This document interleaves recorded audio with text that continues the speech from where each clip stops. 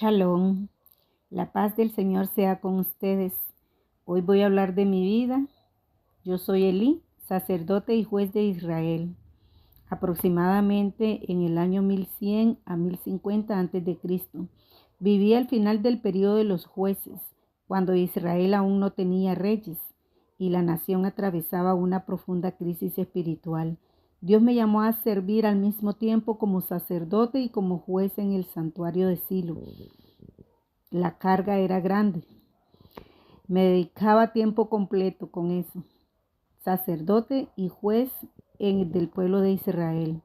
En Silo, una ciudad ubicada en la región montañosa de Efraín, en el centro de Israel, ahí se encontraba el tabernáculo, el lugar donde cada año el pueblo de Israel venía a adorar a Dios, ofrecer sacrificio y buscar su voluntad.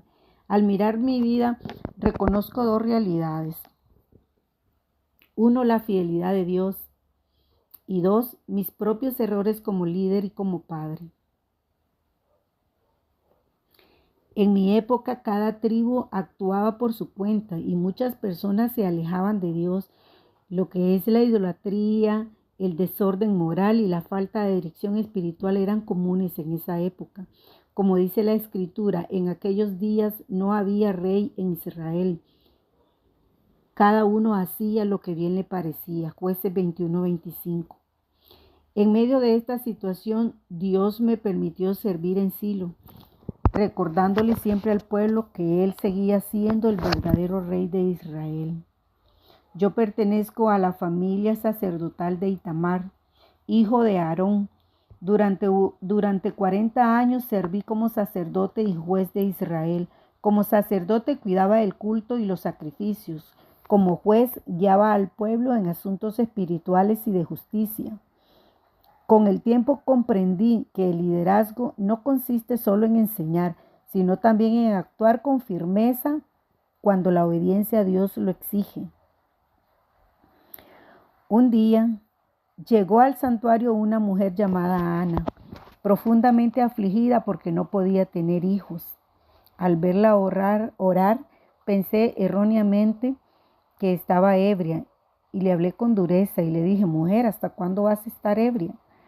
Pero al escucharla, comprendí su dolor y le dije: ve en paz y el Dios de Israel te conceda tu petición. 1 Samuel 1:17. Y Dios respondió la oración de Ana.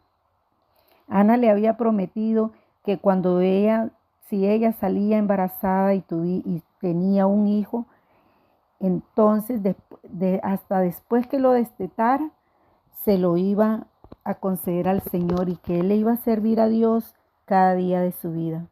Y realmente Dios le concedió el milagro. Ana tuvo a Samuel y entonces ella más tarde lo dedicó al servicio del Señor. Cuando Samuel llegó al tabernáculo, lo acompañé en sus primeros años de servicio. Y una noche Dios lo llamó en 3 ocasiones, porque Samuel pensaba que era yo quien lo llamaba, entonces él iba hacia mí. Pero yo comprendí en la tercera vez de que realmente era Jehová nuestro Dios quien lo estaba llamando. Entonces le enseñé a responder: habla, Jehová, porque tu siervo oye. 1 Samuel 3:9. Así comenzó el ministerio del hombre que más tarde guiaría a Israel. ¿Y cuál fue el mayor dolor de mi vida? Mis 2 hijos. Tuve 2 hijos, Ofni y Finés, quienes también eran sacerdotes, sin embargo deshonraban a Dios, porque se apropiaban de las ofrendas en el tabernáculo, abusaban de su autoridad y estaban viviendo en pecado. Yo conocía su conducta y los reprendí, pero no actué con la firmeza necesaria para detenerlos, ni tampoco los aparté del sacerdocio. Eso fue el gran error de mi vida. Comprendí demasiado tarde que las advertencias sin acciones no corrigen el pecado. Y que un líder debe ejercer su autoridad con obediencia y responsabilidad.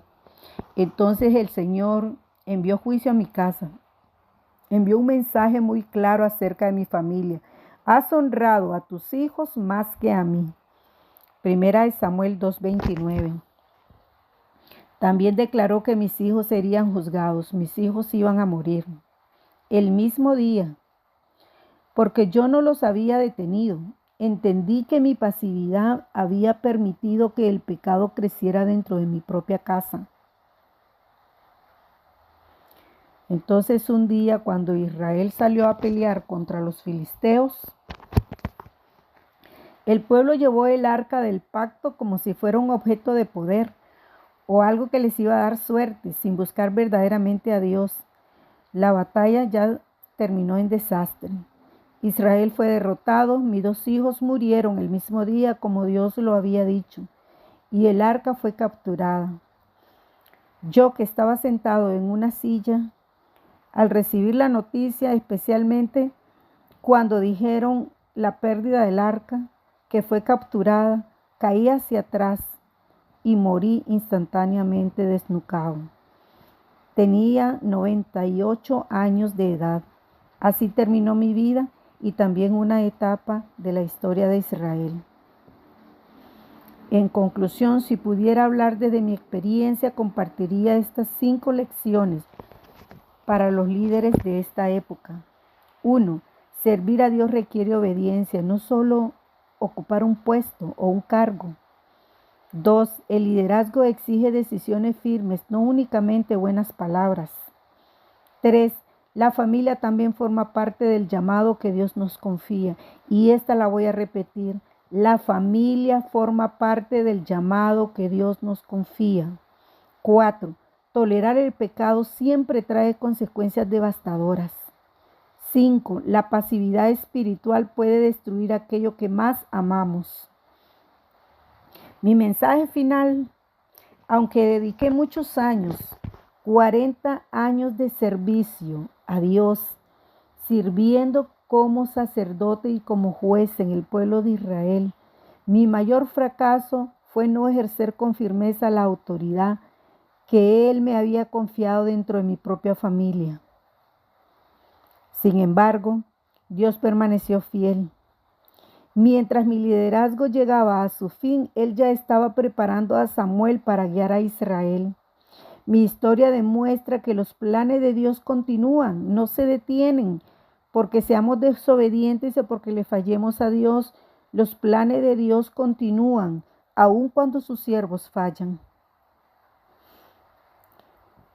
Deseo que mi vida sea recordada como una enseñanza para todos ustedes. El liderazgo requiere obediencia, valentía y responsabilidad. Las decisiones de un líder pueden influir profundamente en quienes están bajo su cuidado, pero Dios siempre permanece fiel y cumple sus propósitos. Bueno, ahora ya conocen mi historia. Espero que mi vida les recuerde que servir a Dios requiere obediencia, valentía y responsabilidad. Que el Dios de Israel los acompañe siempre. Shalom.